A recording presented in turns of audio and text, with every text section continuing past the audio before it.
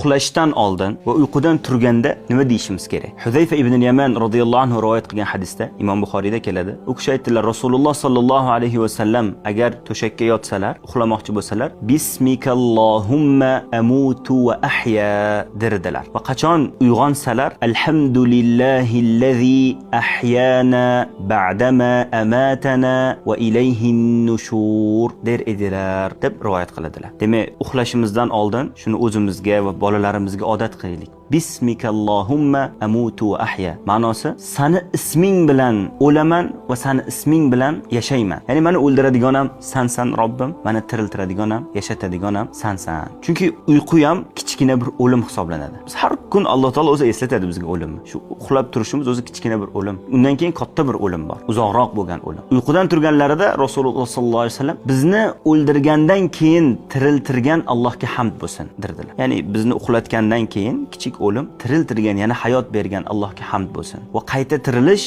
ungadir. Ma'nosi shu. Shu duoni o'rganib olaylik va farzandlarimizga ham o'rgataylik. Alloh taolo manfaatli qilsin.